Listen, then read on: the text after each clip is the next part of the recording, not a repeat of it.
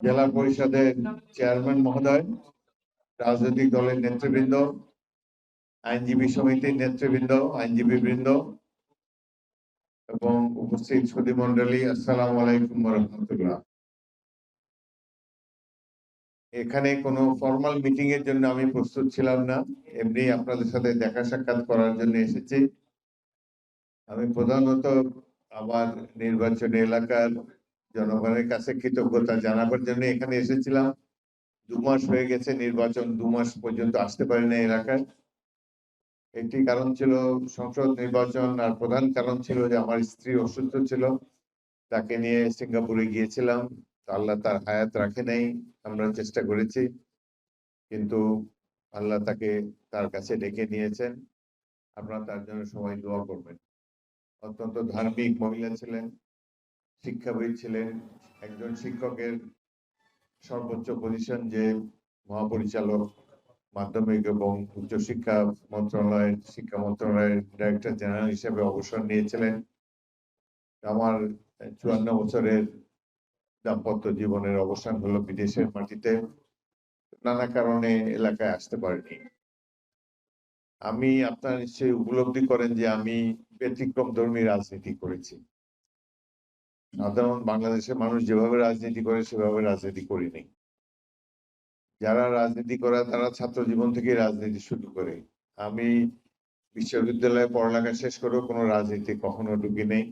আমার নেশা ছিল খেলাধুলা, খেলাধুলার মধ্যেই জীবন কাটিয়েছি। পরে একটা পেশায় যেতে হয়, তখন খেলোয়াড়দের কোনো সামাজিক মর্যাদা ছিল না। একটা পেশা গ্রহণ করার জন্য আমার পরিবার থেকেও খুব চাপ ছিল। আমার পিতা আপনাদের সকলেরই অত্যন্ত পরিচিত। তিনি ভোলা থেকে 3বার, 2বার প্রাদেশিক পরিষদ, 1বার জাতীয় সংসদ সদস্য নির্বাচিত হয়েছিলেন।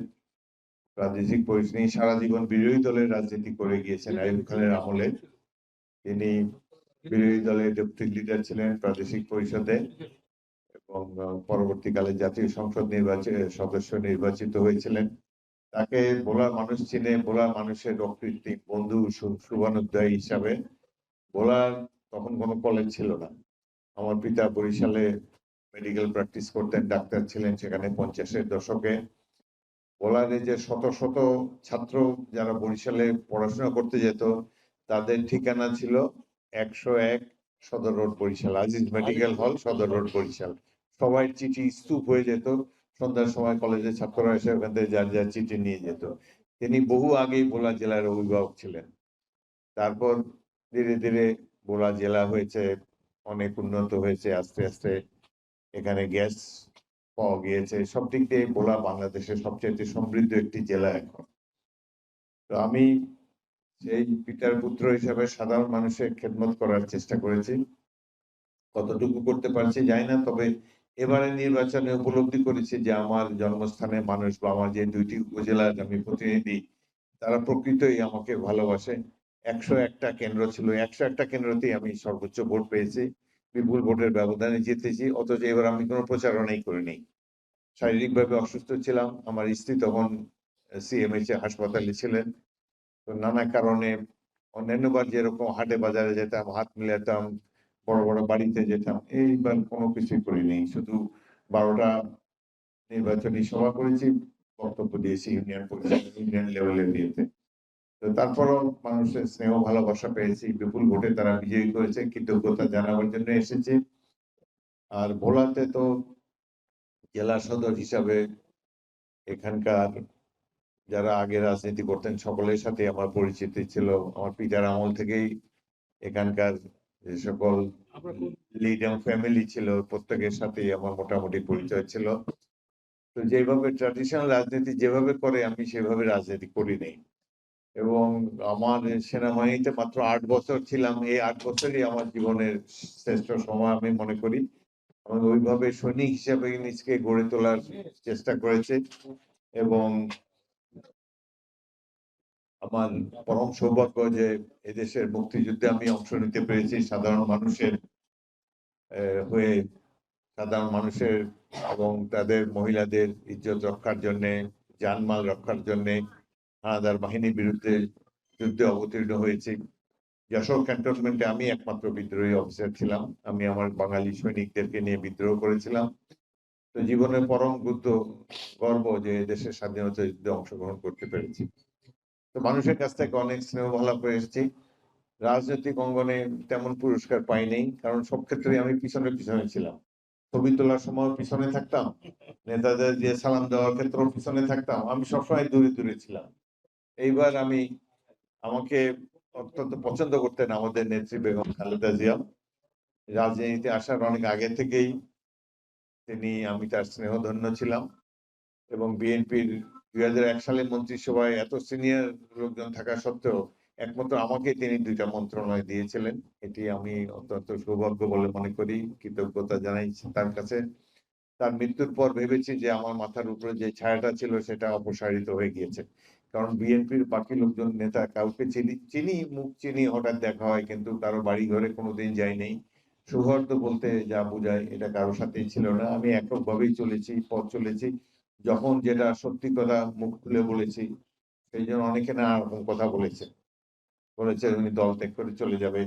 এবং সত্যি আমাকে মাফিয়া নেত্রী শেখ হাসিনা অনেকবার চেষ্টা করেছেন, এবং এমন কোনো লোভ নাই যেটা তিনি দেখান নাই যে আমি তারপরেই আমার অবস্থান হতো আমি যদি দল ত্যাগ করে যেতাম। আমি বলেছি আমার বয়স 80 বছর, এখন আর এগুলা করার সময় নাই।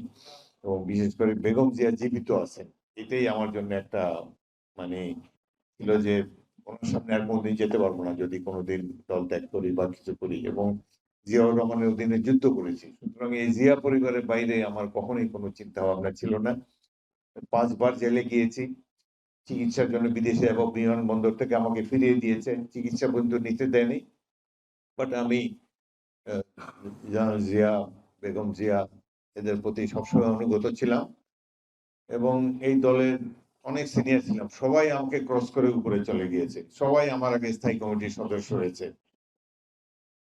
এদের চাইতে অনেক অনেক উঁচু পদে আমি সবসময় ছিলাম, একমাত্র ডক্টর মোশাররফ ছাড়া প্রত্যেকের সিনিয়র ছিলাম আমি, তাও আমার স্থায়ী কমিটিতে স্থান হয় নাই। কোনো এইসব কিন্তু মাথায় কামাই নেই। আমার নজর ছিল যে আমি এলাকার থেকে জনগণ যাতে ভোট দেয়, জাতীয় সংসদে যেতে পারি, তারপরে বাকিটা হলো পরের কথা।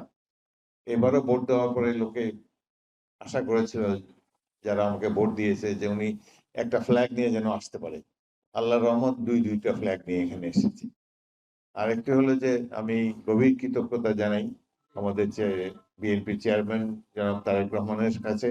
তার সাথে আমি জীবনে কথাই বলেছি 2 দিন, কোনদিন টেলিফোনও হয় নাই, দেখাও হয় নাই, কিছুই হয় নাই, কিন্তু তিনি দেশের 3য় সর্বোচ্চ পদে আমাকে অভিষিক্ত করেছেন, সেজন্য আমি খুবই কৃতজ্ঞ তার কাছে, আমার দলের কাছে।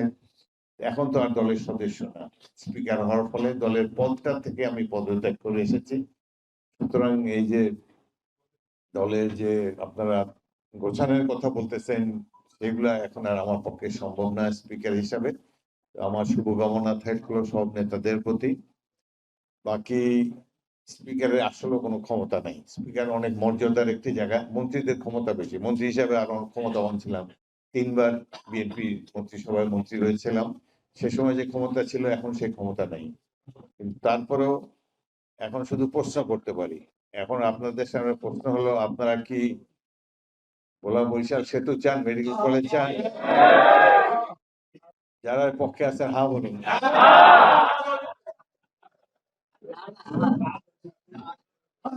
এখানে আমার মনে হয় হ্যাঁ জয়যুক্ত। আপনারা আমার জন্য দোয়া করবেন, আবার ঘন ঘন আসবো, ভোলায় দেখা হবে ইনশাল্লাহ, দোয়া করবেন, আমার স্ত্রীর জন্য দোয়া করবেন, আমি আপনাদের সবার জন্য দোয়া করি।